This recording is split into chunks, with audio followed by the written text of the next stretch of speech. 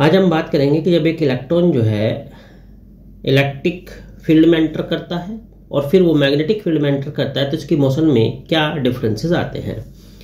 तो देखो भाई, जब एक इलेक्ट्रॉन परपेंडिकुलर इलेक्ट्रिक फील्ड में एंटर करता है तो इस पर जो इलेक्ट्रिक फोर्स लगेगा वो इलेक्ट्रिक फील्ड की अपोजिट डायरेक्शन में लगता है। पहली बात ध्यान देने वाली बात है।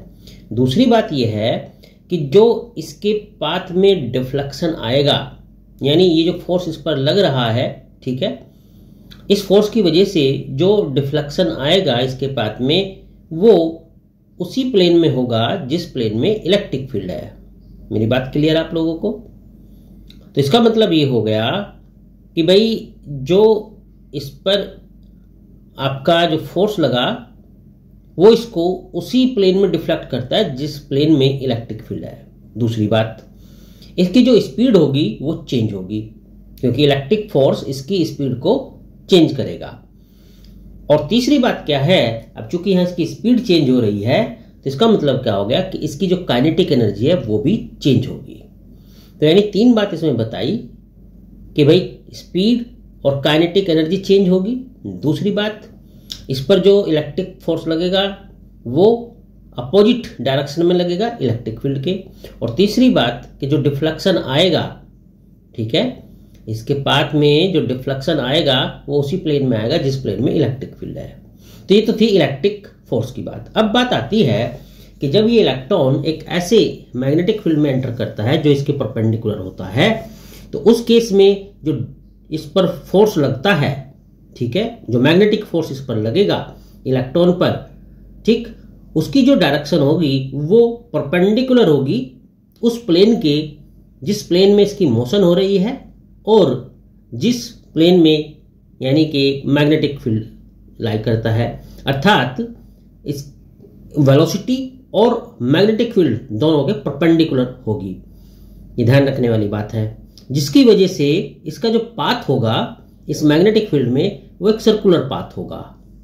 ओके, अब चूंकि पाथ इसका सर्कुलर है तो इसकी जो वेलोसिटी है उसका जो मैग्नीट्यूड है वो फिक्स रहेगा, वो चेंज नहीं होगा।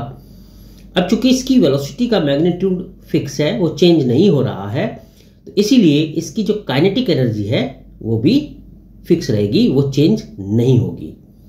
अर्थात ये कह सकते हैं कि भाई इस मैग्नेटिक फील्ड में जो वर्क डन किया जाएगा by the force acting on the electron, ठीक है, वो जीरो होगा। अर्थात चूंकि पाथ सर्कुलर है, सर्कुलर पाथ पर एक पॉइंट से दूसरे पॉइंट तक इलेक्ट्रॉन को मूव करने में जो मैग्नेटिक फोर्स काम करेगा वो जीरो होगा। तो इसी वजह से जो है इसकी काइनेटिक एनर्जी भी जीरो होगी जब ये इस मैग्नेटिक फील्ड में मूव करता है। तो यानी यहां दो तीन बातें आपको पता चली कि मैग्नेटिक फील्ड में जब जो मैग्नेटिक फील्ड इसकी मोशन के परपेंडिकुलर है उस मैग्नेटिक फील्ड में जो फोर्स लगेगा वो इसकी वेलोसिटी और मैग्नेटिक फील्ड दोनों के परपेंडिकुलर होगा। दूसरा, पाथ सर्कुलर होगा। तीसरा, वेलोसिटी का मैग्नीट्यूड चेंज नहीं होगा। चौथा, जो वर्क किया गया एक पॉइंट से दूसरे पॉइंट तक जाने में वो जीरो होगा। और पांचवी बात है कि वर्क डन जीरो है, that's why the kinetic energy will be zero. तो ये इसकी डिफरेंसेस होते हैं motion in electric field and motion in magnetic field. तो उम्मीद करता हूं कि आप लोगों को ये अच्छे से क्लियर हो गया होगा कि भाई जब इलेक्ट्रॉन जो है इलेक्ट्रिक और मैग्नेटिक फील्ड में मूव करता है तो उसकी मोशन में क्या क्या चेंजेस आएंगे और दोनों फील्ड में इसकी मोशन में क्या डिफरेंस होगा। तो चलिए, अगर अच्छा लगा है तो चैनल को जरूर सब्सक्राइब करना। अपना ध्यान रखना। आपका दिन शुभ हो।